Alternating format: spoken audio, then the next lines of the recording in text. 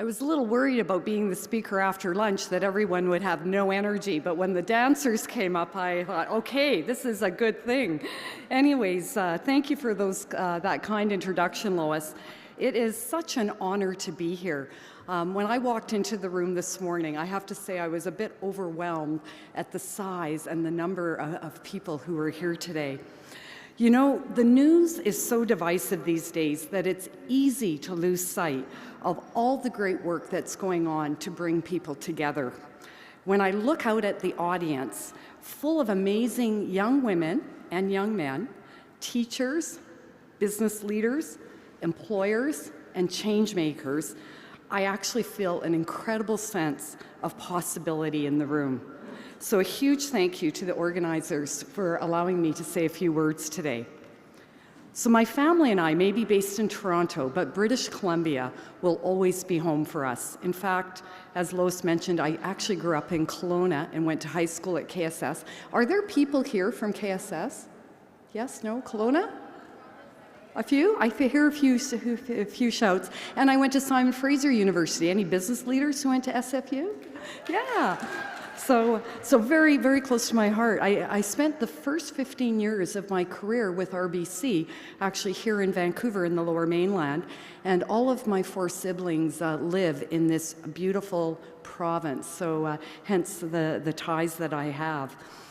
Today, I've been asked to share a few thoughts on the new world of work and my own journey towards personal and professional empowerment in hopes that some of my lessons learned will resonate with you, particularly with the students here today getting ready to go out into the world. So today I'm going to share 3 lessons. The first lesson, don't be afraid of the unknown. Dealing with uncertainty is simply a fact of life and often leads to opportunities that you never knew existed. My own career path is a case in point. So before I go on any further, just a quick question to all the student delegates in the room. How many of you, when you look out forward, think that you might work for a financial services institution one day? Like, there's no hands up. So I would have been one of you. I would not have had my hand up when I was sitting in your chair. When I joined RBC in 1985, straight out of university, I actually had no intention of spending my entire career with one organization. In fact, my goal was to go to law school. And so I had worked for about 5 years. I was accepted at UBC Law School, and my husband and I made the decision not to go because we had wanted to start a family. Within 2 months of making that decision, I was promoted from a branch role that I held out in Burnaby to a senior manager HR job right at 1055 West Georgia. And at that time, the idea that I would ever be Chief Human Resources Officer for RBC and have the opportunity to make a positive impact on 80,000 colleagues globally was actually inconceivable. Didn't even cross my mind. After all, it wasn't until 1968 that RBC appointed our first female branch manager. That's 99 years after the bank was actually founded. A mere, and you're gonna speak to my age here, a mere 17 years before I joined in 1985. It's almost inconceivable. And for many of you, it must feel like ancient history. Today, when our board of directors meets, it's chaired by a woman, Katie Taylor, and about 45% of RBC's senior managers and executives are staffed by women. But we're not at parity yet, but we are getting closer. Lesson 2, don't be afraid to use your voice.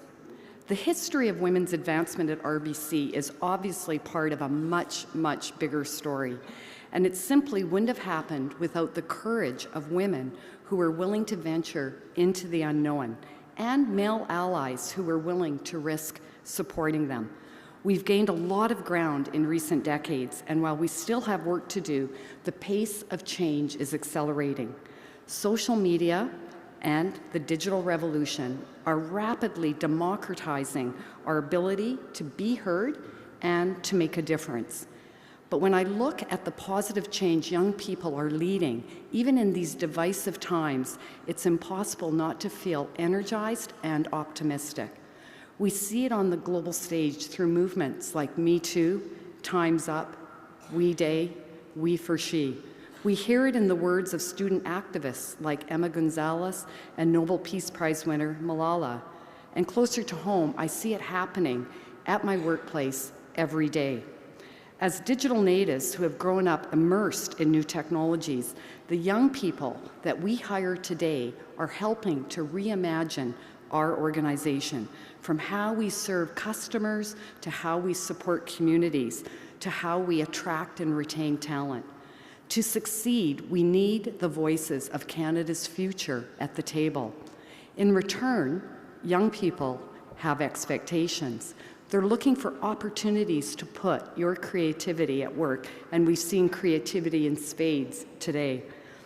You're looking for a sense of purpose, the chance to continuously grow and learn, access to tools and technology to help you do your work, equitable representation. You're looking to bring your whole self to work and know that diversity is valued. These expectations are compelling employers everywhere to innovate working life in ways that put employees at the center, much like we do for our clients. It's really a win-win for everyone, and to a large extent, we have not just technology, but millennials to thank for propelling us forward. So the moral of the story is, no matter where your life takes you, don't underestimate yourself or your ability to be part of shaping the future. The only catch is sometimes you have to put yourself out there, even if it feels a little uncomfortable, and don't be afraid to use your voice to make change. Lesson number 3, nobody does it alone. This third insight is really intended for everyone here in the room, and it's a simple reminder that nobody builds a successful future or a successful career without help. I'm often asked why I've stayed at RBC for so many years. I've been with RBC for 33 years, for those of you who did the math or didn't do the math. And my answer always comes to, it's because of the people. Over the years, I've held so many different roles in both the business as well as in human resources. My family and I have had the opportunity to experience life in different parts of Canada, in Alberta, in Ontario, and I could never have achieved what I have without support, without the support from friends, from my husband, from my family. Just a little side story. I actually met my husband when I was in 8th grade. We weren't dating, so for those of you, you might already know the person you might be spending the rest of your life with, but not even know it. And my husband was a trailblazer. He followed my career. He is my biggest champion. When we moved to Ontario, it was a big move for us because all of our family is in British Columbia. And we were out meeting new people through our son's soccer and other organizations, our neighbors, etc. And there's one story that I'll never forget, that one situation that has stayed with me for a long time. My husband and I were talking to this couple that we had just met, and they looked at us and said, "Well, what brought you to Toronto?" And my husband turned to me and said, "She did." And the next question was, "Well, what do you do?" As in, like, what do you do? And that would never have happened if the tables were reversed. So it started to be a joke between my husband and I, and he would make up what his career was whenever he was asked the question. One time he was a writer, another time he was an artist. Then he decided he should really say what he is, which is a home builder. But it really does take men like my husband to help pave the way for women to reach their full potential.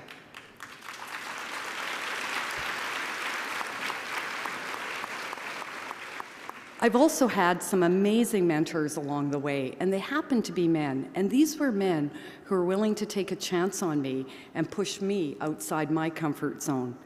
All of these experiences have made me realize that so much of our success is about connecting with others and leaning into those relationships when navigating unfamiliar territory. The world of work today is evolving at an unprecedented rate. No one can actually really predict with certainty what it will look like in 5 to 10 years. When I started with the bank here at Fraser and 49th Branch in East Vancouver, we didn't even have a fax machine, let alone could we have imagined having an iPhone. Today, I can't imagine doing my job without an iPhone. So even looking out 5 or 10 years, it's hard to imagine how we will do our work and interact with one another. I've tried to highlight some of the very real and exciting ways that it's changing and empowering young people like never before. But there are paradoxes we all need to grapple with. And one is that there's still challenges for so many young people, young Canadians, in transitioning from school to work. The new economy is giving rise to a growing demand for what we're calling human skills across all job sectors. Skills like critical thinking, complex problem solving, collaboration, communication, digital literacy, to name a few. The challenge is Canada's youth aren't necessarily set up to succeed in this environment. We for She is about creating an equal future, and a big part of that lies in ensuring that young Canadians get access to the skills and experiences they need to thrive in tomorrow's workplace. Canada's prosperity actually depends on this. At RBC, we're working to help young people position themselves for success through an initiative that we're calling Future Launch, and I'd really encourage you to check it out on our website. Future Launch focuses on bringing together educators, employers, community partners, government, and youth to help provide every young Canadian with access to human skills development, networking, and that crucial work-integrated learning opportunity you need to compete in this emerging job market. We may be a large employer, and we are, but we can't do it alone. So before I close, I do want to commend and encourage all employers, educators, business leaders, and change makers here today to stay engaged. Keep doing your part to prepare our young people for both the amazing opportunities and the ambiguities of the future. To all the students in the room, the fact that you're here today tells me that you're already on the right track. I do hope you'll keep taking advantage of opportunities like this. Stay curious. Don't be afraid to put yourself out there. The future is yours to own. Don't be afraid of the unknown. And when you need help or advice, don't be afraid to ask for it. That's expression of empowerment too, and I can assure you, nobody does it alone. And finally, let your voice be heard. You are all Canada's future leaders. Thank you.